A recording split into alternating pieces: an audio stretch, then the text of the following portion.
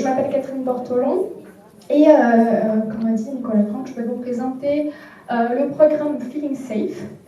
Je suis aujourd'hui ici suite à une suggestion de Benjamin Gouache qui m'a proposé en fait de venir présenter ces programmes dans l'idée en fait de peut-être repenser un petit peu les prises en charge des idées de persécution et éventuellement même réfléchir à une formation. Plusieurs psychologues TCC, donc formés en thérapie cognitive comportementale, puissent aussi avoir accès à ces programmes et les proposer dans leur cadre, dans leur service de rétablissement. Alors, juste pour un contexte assez général de la prise en charge TCC de la psychose, donc très souvent, ce qu'on propose, c'est une TCC, symptômes psychotiques. Par contre, si on regarde la littérature et on regarde les tailles de faits, donc c'est-à-dire à quel point en fait les patients vont vraiment tirer bénéfice de ces prises en charge, on a des tailles de faits qui sont assez petites, de 0,3. Et si on compare à des tailles de faits qui ont été retrouvées en fait dans les troubles anxieux, on est quand même dans des tailles de faits beaucoup plus importantes, à 1,56. D'accord. Et ça, elle est encore plus vraie lorsque on se concentre spécifiquement aux idées délirantes. Et pour cette raison, en fait, un intérêt assez important est apparu pour essayer de comprendre en fait quels étaient les mécanismes psychologiques précis qui avaient un rôle sur soit les hallucinations, soit les idées délirantes, donc une sorte d'approche centrée sur les symptômes et sur les processus ou mécanismes causaux.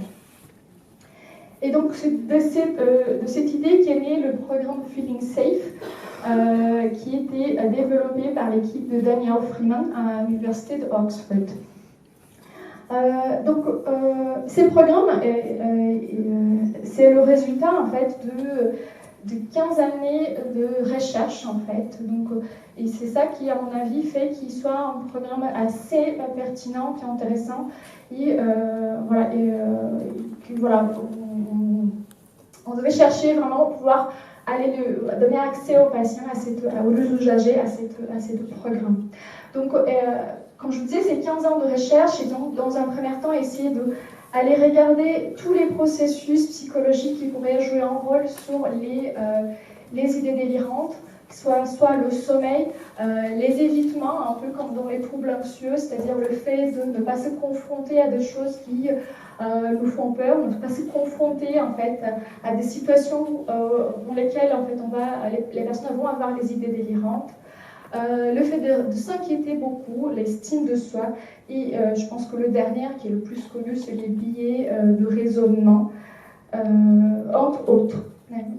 Alors, ce qui est important ici de dire, à mon avis, c'est qu'on va avoir tout type de données qui vont soutenir en fait, l'importance de ces processus, à la fois de données expérimentales, corrélationnelles et aussi interventionnelles. Encore une fois, ce qui fait que ces programmes soient vraiment intéressants. Donc, de ces programmes est né ces modèles qui essayent d'expliquer l'émergence et le maintien des idées de persécution. Donc, vous allez retrouver dans ce modèle l'anxiété, les inquiétudes, les idées de raisonnement et aussi des événements internes ou externes, comme par exemple le fait d'avoir des hallucinations auditives. Alors, donc, ces programmes, il a été mis en place, et ces résultats ont été publiés l'année dernière. Et donc, juste pour vous expliquer un petit peu en quoi consistaient ces programmes, ils ont inclus 130 participants, donc patients qui avaient un diagnostic de schizophrénie, et je crois que schizoaffective également, avec des délires de persécution, certains patients même avec un délire assez chronique. Et donc les patients, ils étaient randomisés soit au programme Feeling Safe ou un programme alternatif qui est l'intervention contrôle qui s'intitule Be Friendly, Juste consiste à rencontrer les patients plusieurs fois et pouvoir discuter avec lui de ces différentes problématiques sans forcément proposer en fait des stratégies psychothérapeutiques du type TCC. Et donc les patients ils étaient évalués à temps 0, à 6 mois et à 12 mois. Et on trouve en effet en fait pour les deux interventions, c'est-à-dire faire un accompagnement régulier et discuter avec le patient, ça apporte de bénéfices également pour la réduction des idées délirantes. Mais heureusement, le programme Feeling Safe, il a eu un effet qui était supérieur à celui-là de Beframing, avec un taille de fait, vous voyez que c'est quand même beaucoup plus important que celle que je vous ai présentée par rapport à les interventions TCC, psychose. Et donc les effets ont été mesurés par rapport au niveau de conviction aux idées délirantes et une score paranoïa globale. Alors pour vous parler un petit peu du programme en soi, donc c'est un programme qui se présente comme ayant par objectif améliorer les sentiments de sécurité.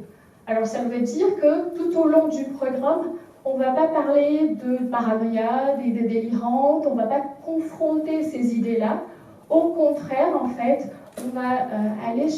on va proposer à l'usager un soin qui l'aidera à se sentir en sécurité dans sa vie pour qu'il puisse atteindre ses objectifs, faire les choses qu'il aime faire et qu'aujourd'hui il ne le fait pas.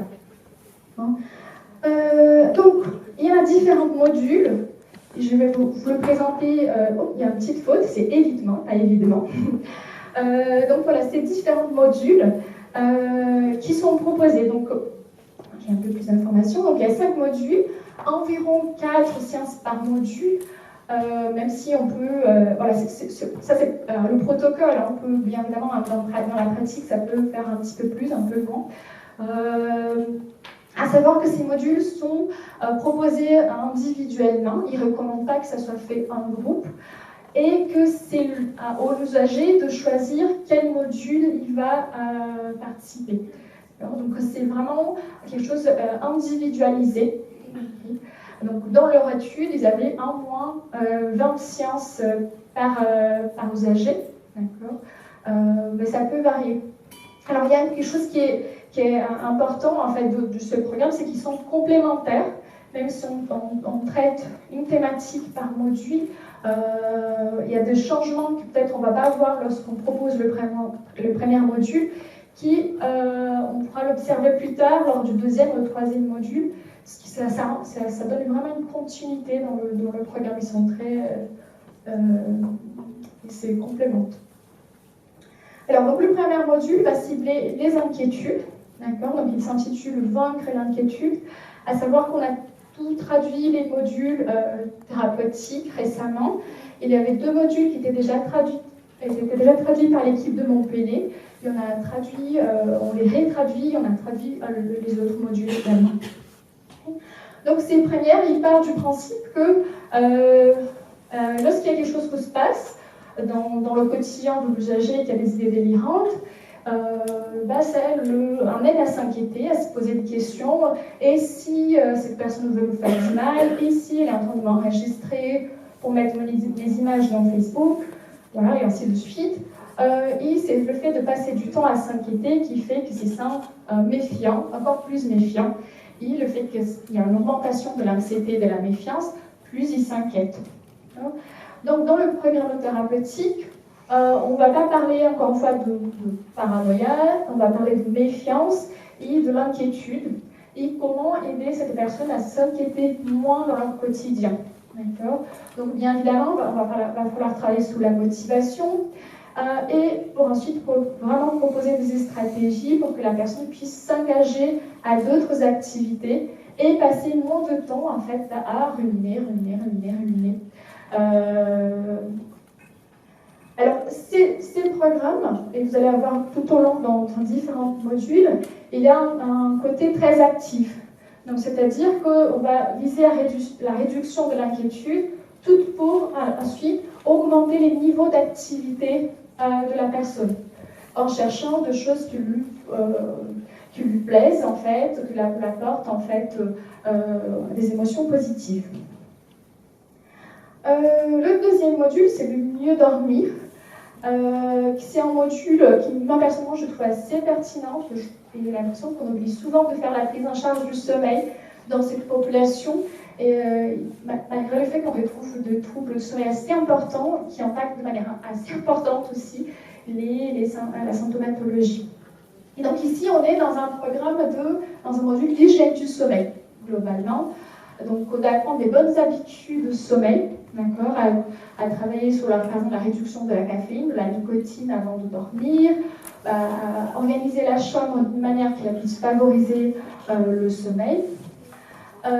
Également limiter le temps passé au lit pour dormir, ce qui parfois c'est très compliqué vu le contexte de certains usagers qui habitent dans un studio.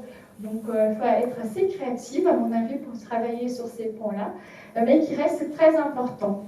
Parce que le fait qu'on associe le lit à d'autres choses, à jouer, à lire, à ruminer, ça fait une sorte que après, quand on va dormir, on rumine également.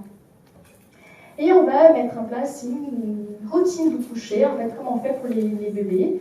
On va leur proposer aussi une sorte de routine de coucher pour les adultes. Et encore une fois, l'idée c'est aussi pour dormir mieux, il faut être actif en journée. D'accord? Donc encore une fois, on va être axé sur l'importance de faire des activités, notamment des activités qui sont plaisantes. Troisième module, c'est sentir en sécurité tout en entendant des voix.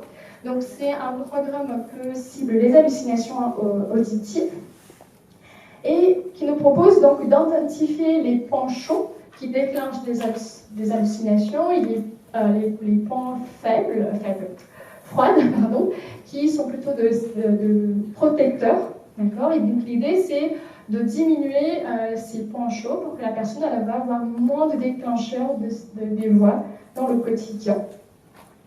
Et on va aussi travailler sur les stratégies de coping.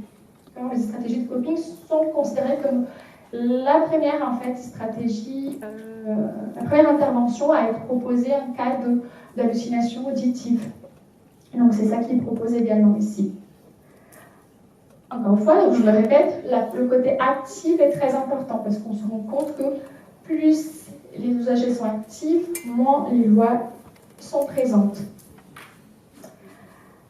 Alors, renforcer la confiance en soi, donc on va centrer ici l'estime de soi. Et on va essayer de la développer en travaillant sur les valeurs et les forces, sur le fait d'être active également et d'apprendre à savourer en fait ces émotions positives. D'accord? Donc quelles sont les forces de cet usager? Quelles sont les choses qui sont importantes dans sa vie? L'idée c'est de les aider à se mettre en action pour être plus en accord avec ses valeurs. Et en plus de ça, savourer ces moments-là. Parce que des fois, on est dans l'activité, mais on n'arrive pas vraiment à apprécier les plaisirs associés à cette activité. Donc il y a différentes techniques qu'on utilise. On utilise l'imagerie, la compassion, on travaille beaucoup sur les postures corporelles, pour donner quelques exemples, les valeurs également, l'activité, voilà, des techniques un peu de pleine conscience pour être dans le moment présent et savourer l'expérience. Donc encore une fois, on est dans un module très actif. Et j'insiste beaucoup parce que, et je vous expliquerai après en fonction de mon temps également, pourquoi c'est important, c'est le côté actif. Alors, se sentir suffisamment en sécurité, c'est le dernier module qui est proposé. Et pour Freemance, ça doit être toujours proposé en dernier parce que c'est le module qui est plus, on va dire, représente vraiment un défi pour l'usager. Il s'agit d'un module qui fonctionne vraiment comme une thérapie d'exposition. D'accord? Donc, pour ceux qui connaissent la thérapie d'exposition pour les troubles anxieux, on va fonctionner plus ou moins de la même manière, mais bien évidemment pas de manière si intense. L'idée, donc, c'est d'amener l'usager à se confronter à des situations qu'il évite régulièrement en raison du fait qu'il se sent fortement en danger, Donc cet danger est associé fortement à ces situations-là. Et donc l'idée, c'est que la personne puisse se sentir suffisamment en sécurité dans ces contextes, et donc d'associer cette sensation de sécurité aux sorties, à la foule, à aller au supermarché, et ainsi de suite. Donc c'est une sorte vraiment, c'est le dernier, parce que c'est vraiment une sorte de mur qu'il faut casser là, parce qu'il y a tous les évitements, toutes les défenses de l'usager qui sont en place. Et donc c'est un module qu'on va vraiment être dans l'accompagnement très fort, en fait, faire les expositions avec l'usager. Donc c'est vraiment le dernier, ce qui est le plus compliqué. Et on va encore une fois chercher à permettre à la personne de s'y sentir suffisamment en sécurité pour faire les choses qui lui plaisent. Et on parle ici de suffisamment en sécurité parce qu'on part du principe que la sensation de sécurité elle est très variable en fait. Elle n'est pas quelque chose que voilà, on se sent tout le temps en sécurité, mais que des fois il faut juste une sensation minimale de sécurité pour qu'on soit en mesure de sortir et faire les choses qui sont importantes pour nous. Voilà. Et be active, à nouveau. Alors, la place dans le rétablissement, je pense qu'elle est assez évidente. Les idées délirantes, les hallucinations, vous le savez même mieux que moi, elle est un obstacle au rétablissement. D'accord. Et personnellement, je trouve que ces programmes, il y a encore plus la place dans le rétablissement parce qu'il est centré sur l'action, sur le fait en fait d'avancer sur ce qui est nos valeurs, nos objectifs de vie. Donc, ça colle parfaitement avec la notion de rétablissement. Alors, comment le mettre en place? Bien évidemment, ça demande une équipe, en fait, pour travailler. Parce qu'en partie, il propose un programme qui est assez court, de 20 séances, parce qu'il y a un engagement très fort du thérapeute. C'est-à-dire qu'il les voit effectivement 1 heure par semaine, mais il y a des appels téléphoniques, il y a des rendez-vous à la maison, en dehors du cadre, en fait, du cabinet. Et donc, c'est vrai qu'ils sont dans un contexte qui est quand même assez différent de le nôtre en France. Donc, penser ça comme un travail d'équipe, en fait, que l'ensemble peut-être de l'équipe qui accompagne cet usager pourrait participer à cette prise en charge est assez important. Voilà, merci beaucoup de votre attention.